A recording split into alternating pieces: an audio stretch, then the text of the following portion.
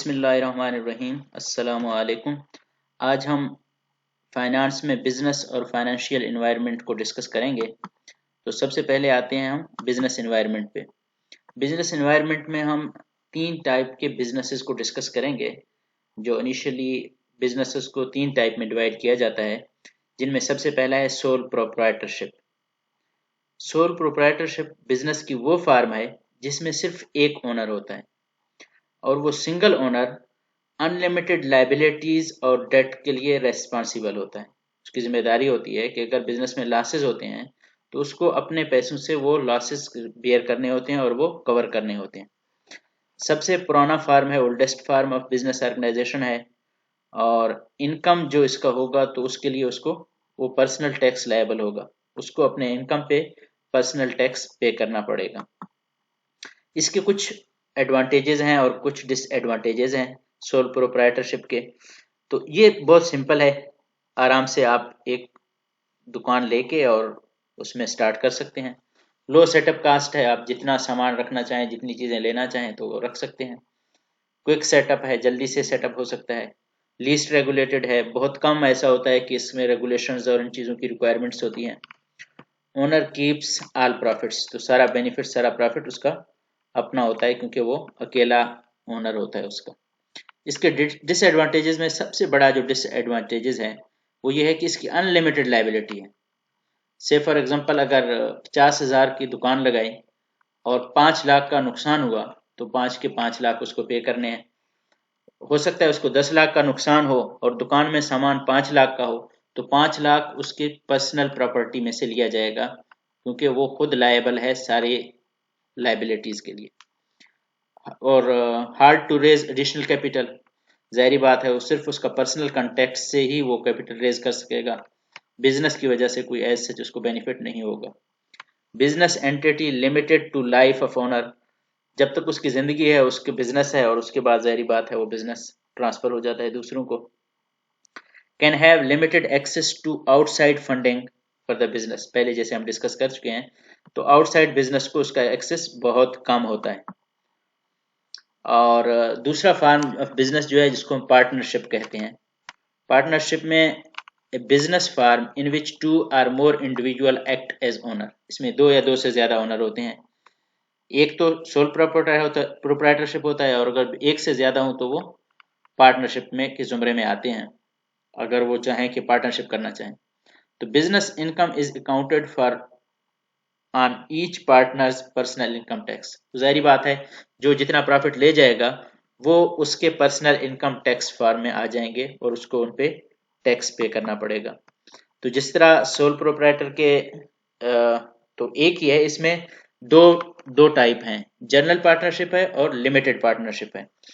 अब general partnership ये है कि उसमें जो सारे पार्टनर हैं सबकी लाइबिलिटी अनलिमिटेड होती है और सब उसके लिए लायबल होते हैं। जो भी लॉसेज होते हैं, प्रॉफिट होते हैं तो वो जिस रेशो से उन्होंने डिस्ट्रीब्यूट किए होते हैं उसी रेशो से होते हैं और उसी तरह लॉसेज भी उन्होंने उसी रेशो से बेयर करने होते हैं। अगर दो पार्टनर हैं, 50-50 इन्वेस्टमेंट है और 50-50 प्रॉफिट, तो 50-50% लॉस होगा। तो इस तरह से, लेकिन इसकी एक फार्म है जिसको कहते हैं लिमिटेड पार्टनरशिप। इसमें यह है कि अगर 3-4 पार्टनर इकट्ठे हो जाएं और एक पार्टनर हो वो कहे कि भाई मैं तो 50,000 दूंगा लेकिन लिमिटेड लॉसेस के लिए रिस्पॉन्सिबल होऊंगा, अनलिमिटेड लॉसेस के लिए मैं रिस्पॉन्सिबल नहीं होऊंगा, तो वो इन्वेस्टर लिमिटेड पार्टनर है limited liability to their capital contributions investors only. जो इन्वेस्ट करेंगे वो, अगर उसने 50,000 इन्वेस्ट किया और वो सिर्फ 50,000 के लिए लायबल होगा, उससे ज्यादा के लिए नहीं होगा। लेकिन ऐसा तब होता है कि कम से कम एक जनरल पार्टनर होना चाहिए और बाकी, अगर एक जनरल पार्टनर है तो वो अनलिमिटेड, उसकी लाइबिलिटी अनलिमिटेड है। अगर 10 हैं, अगर 2 हैं, 4 हैं, 6 हैं, तो जितने भी जनरल पार्टनर होंगे वो सारे उनकी लाइबिलिटी अनलिमिटेड होगी। बाकी लिमिटेड पार्टनर की लाइबिलिटी लिमिटेड होगी, लिमिटेड टू देयर इन्वेस्टमेंट।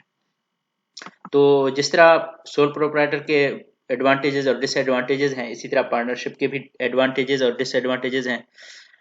इसको सिंपल अगर रखना चाहें तो रखा जा सकता है और अगर इसको कॉम्प्लिकेटेड करना चाहें तो वो परसेंटेज चेंज करके एक बंदा काम भी करेगा, एक बंदा काम नहीं करेगा, एक बंदे का पैसा ज्यादा होगा, दूसरे का कम होगा, एक का प्रॉफिट पैसा कम लेकिन काम भी कर रहा है तो प्रॉफिट ज्यादा होगा, दूसरा का पैसा ज्यादा है काम कम कर रहा है तो प्रॉफिट कम, तो कॉम्प्लिकेटेड भी हो सकता है, लेकिन अगर सिंपल रखा जाए, दो बंदे स्टार्ट करें, 50-50 प्रॉफिट, 50-50 लॉस, 50-50 इन्वेस्टमेंट, 50-50 काम, तो इसको सिंपल रखा जा सकता है। लो सेटअप कास्ट है, जाहिर बात है सोल प्रोप्राइटर से ज़्यादा है, लेकिन फिर भी इतना ज़्यादा कास्ट नहीं है, क्योंकि इसकी इतनी रेगुलेटरी और रिक्वायरमेंट्स इतनी उसकी नहीं है।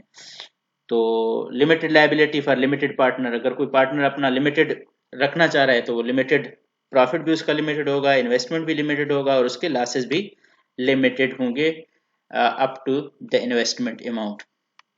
इसी तरह इसके डिसएडवांटेजेस हैं, unlimited liability for the general partner, जो जनरल पार्टनर जिसमें कम से कम एक जनरल पार्टनर होना चाहिए, तो उसके लॉसेस अनलिमिटेड होंगे। Difficult to raise additional capital but easier than sole proprietorship, sole proprietor में एक ही आदमी होता है, वो सिर्फ अपने रिसोर्सेज को इस्तेमाल करता है, अपने कॉन्टैक्ट्स को इस्तेमाल करता है। पार्टनरशिप में डिफिकल्ट तो है, लेकिन सोल प्रोप्राइटर से इजी है, क्योंकि यहाँ 2-4 बंदे इकट्ठे होकर बिजनेस कर रहे हैं, तो वो सारे कॉन्टैक्ट को इस्तेमाल करके कैपिटल रेज कर सकते हैं। ट्रांसफर ऑफ ओनरशिप का मसला होता है, एक को कोई नुकसान होता है, कोई मसला होता है, तो वो उस बिजनेस को डिवाइड करना थोड़ा सा मुश्किल हो जाता है। Excuse me. तो बिजनेस एनवायरनमेंट में जो तीसरा और आम बिजनेस फार्म है उसको कहते हैं कॉरपोरेशन, कंपनी जिसको कहते हैं। A business firm legally separate from its owner, ये एक लीगल एंटिटी कहलाता है और ओनर से सेपरेट होता है। पाकिस्तान में सिक्योरिटी एंड एक्सचेंज कमीशन में आपको कंपनी को रजिस्टर करना होता है। इसको हम आर्टिफिशियल एंटिटी भी कहते हैं, that can own asset and can इनकर लायबिलिटी, इसकी ये खुद लायबिलिटी भी इसकी होती है और ये इसके एसेट्स भी अपने होते हैं। कारपोरेशन का अपना एक नाम होता है, अपना एक मुकाम होता है। और business income is accounted for on the income tax form of the corporation, ये कारपोरेशन के इनकम टैक्स फार्म भी होगा, और इसमें कहते हैं double taxation form, double taxation होती है इसमें। आप जो इंडिविजुअल कंपनी है उसको भी टैक्स पे करना होता है, और जो इंडिविजुअल के खाते में पैसे आते हैं इन फॉर्म ऑफ डिविडेंड और प्रॉफिट, उन पे भी टैक्स पे करना होता है। तो इसके भी एडवांटेजेस और डिसएडवांटेजेस हैं। Business is legal separate entity from owner, separate entity होता है।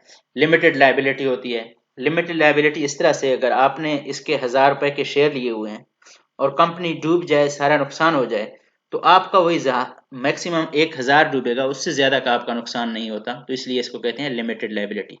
इजी ट्रांसफर ऑफ ओनरशिप, आपके पास शेयर होता है, कॉमन स्टॉक होता है, आप किसी दूसरे को बेचें, वो किसी दूसरे को बेचे, वो किसी तीसरे को बेचे, कंपनी के सेहत पे फर्क किए बिना, रोजाना की बुनियाद पे हिसाब किताब किए बिना वो शेयर बेचने से ओनरशिप ट्रांसफर हो जाती है। इसकी लाइफ अनलिमिटेड है, इंडिविजुअल पे डिपेंड नहीं कर रहा होता। किसी के पास शेयर हैं, अगर वो खुदा न खास्ता उसको कुछ हादसा हो जाए, तो उस कंपनी के सेहत पे कोई फर्क नहीं पड़ेगा, कंपनी चलती रहती है, शेयर ट्रांसफर होते रहते हैं। Easier to raise larger quantities of capital, इसमें हम आगे चलकर डिस्कस करेंगे। कॉमन स्टॉक के थ्रू, बॉन्ड के थ्रू, कंपनी बैंक से, कहीं से भी आप फंड रेजिंग कर सकते हैं, और ये बहुत इजी है और बहुत ज्यादा अमाउंट में आप फंड रेज कर सकते हैं।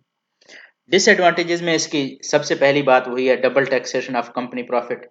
कंपनी प्रॉफिट अर्न करती है, कंपनी क्योंकि एक लीगल एंटिटी होती है, तो उसको टैक्स पे करना होता है, और उसके बाद जो इंडिविजुअल को मिलते हैं पैसे डिविडेंड की फॉर्म में, वो उसका प्रॉफिट काउंट होता है, उसको भी टैक्स पे करना पड़ता है। मोर डिफिकल्ट टू एस्टेब्लिश, इसकी पूरी डॉक्यूमेंटेशन की रिक्वायरमेंट होती है, SEC के पास आपको इसको रजिस्टर करना होता है, तो वो सारी डॉक्यूमेंटेशन और लॉ की रिक्वायरमेंट को फुलफिल करना इतना आसान नहीं होता। More expensive to set up and maintain, जाहिर है कि आप उसकी सेटअप करेंगे, उसकी डॉक्यूमेंटेशन करेंगे, उसकी मेमोरेंडम ऑफ एसोसिएशन और इस तरह के डॉक्यूमेंट्स बनाएंगे, फिर डायरेक्टर्स का डिटेल देंगे, और फिर डायरेक्टर्स को हायर करेंगे, एम्प्लॉयज़ को हायर करेंगे। जब आप एक कंपनी का सेटअप बनाते हैं तो उसमें 10-15 तो कम से कम एम्प्लॉय होंगे, तो वो उसको सेटअप करना काफ़ी कॉस्टली होता है। तो ये थे business environment, basic business environment और बिजनेस के फार्म, सोल प्रोप्राइटरशिप, पार्टनरशिप और कारपोरेशन। और उसके बाद फाइनेंशियल एनवायरनमेंट में हम बिल्कुल बेसिक्स को डिस्कस कर लेते हैं। फाइनेंशियल एनवायरनमेंट में external funds can be source 3 ways, मतलब 3 तरीकों से एक्सटर्नल सोर्सेज को मैनेज किया जा सकता है, क्रिएट किया जाता है और अरेंज किया जा सकता है। फाइनेंशियल इंस्टीट्यूशन से, बैंक्स और इस तरह के इंस्टीट्यूशन हैं, और फाइनेंशियल मार्केट से, फाइनेंशियल मार्केट में इस तरह के सारे इंस्टीट्यूशन होते हैं, और प्राइवेट प्लेसमेंट, आप अपने पर्सनल कॉन्टैक्ट्स और प्राइवेट रिलेशनशिप को यूज करते हुए आप फंड रेजिंग कर सकते हैं। तो फाइनेंशियल एनवायरनमेंट में business interact continually with the financial markets, तो जैसे भी हम कोई चीज़ हमें खरीदना हो तो हम मार्केट्स में जाते हैं। अब फाइनेंसिंग के लिए तो हम फाइनेंसिंग मार्केट में जाते हैं। तो financial markets are composed of all institutions and procedures for bringing buyer and sellers of financial instruments together.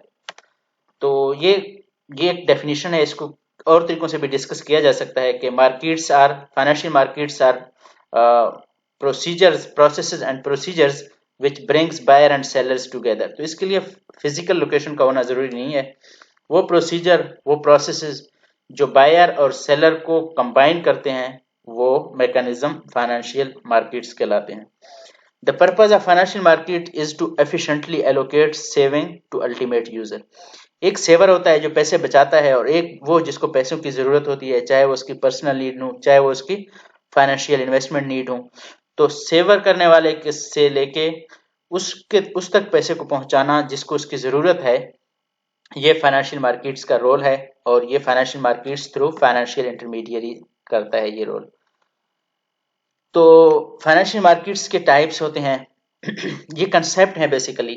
अगर एक होती है मनी मार्केट और एक होता है कैपिटल मार्केट। मनी मार्केट वो मार्केट है जिसमें लेंडिंग और बोरोइंग या उस एसेट की जो लाइफ होती है वो 1 साल से कम का अरसा हो या मैक्सिमम 1 साल हो। और अगर वो मार्केट में जो सिक्योरिटीज ट्रेड हो रहे हैं उनकी लाइफ लॉन्ग टर्म है, 1 साल से ज्यादा अरसा का है, तो उनको उस मार्केट को कैपिटल मार्केट कहते हैं। और प्राइमरी मार्केट वो मार्केट होती है जिसमें कंपनीज फर्स्ट टाइम अपने शेयर्स को सेल करते हैं। फर्स्ट टाइम जब अपने शेयर्स को मार्केट में प्लेस करते हैं थ्रू इनिशियल पब्लिक ऑफरिंग, उसको कहते हैं प्राइमरी मार्केट। और वही इशूड शेयर जब मार्केट में second time, third time, fourth time या उसके बाद रिकरिंग उनकी ट्रेडिंग हो रही होती है, तो उसको सेकेंडरी मार्केट कहते हैं। और फाइनेंशियल इन्वायरमेंट में एक मेन चीज जिस तरह हमने पहले डिस्कस किया, फाइनेंशियल इंस्टीट्यूशंस हैं organisations that take the saving of individual, वो इंडिविजुअल के पैसे लेके बिजनेस और गवर्नमेंट को वो पैसे देते हैं, बिजनेस या गवर्नमेंट से लेके, और फिर उसको लोन की फॉर्म में इन्वेस्टमेंट के लिए दूसरे ऑर्गेनाइजेशंस को देते हैं। वो ये रोल प्ले करते हैं फाइनेंशियल इंस्टीट्यूशन, और इसको हम इस डायग्राम के साथ तफसील के साथ देख सकते हैं और डिस्कस कर सकते हैं। सेवर्स डिपॉजिट करते हैं बैंक्स या कोई भी फाइनेंशियल इंटरमीडियरी हो सकते हैं, बैंक्स के अलावा भी फाइनेंशियल इंस्टीट्यूशन हो सकते हैं। तो सेवर यहाँ डिपॉजिट करते हैं, जाहिर बात है कुछ रिटर्न के बदले में डिपॉजिट करते हैं, और वो इसको लोन देते हैं आगे बारवर को। तो इनका काम सिर्फ इंटरमीडियरी का है, बैंक्स का और फाइनेंशियल इंस्टीट्यूशन का। तो जब इनको लोन दे देते हैं, लैंड कर देते हैं, ये उस पे इंटरेस्ट भी पे करते हैं और रीपेमेंट ऑफ लोन भी करते हैं। तो इसी तरह बैंक्स भी इंटरेस्ट भी पेमेंट करते हैं और विथड्रॉल भी देते हैं जो सेवर्स बाद में उनसे कलेक्ट करते हैं। तो ये कुछ है बेसिक बिजनेस और फाइनेंशियल एनवायरनमेंट। अगर किसी किस्म की कोई कंफ्यूजन हो और क्वेश्चन हो तो यू कैन कमेंट और you can contact me directly.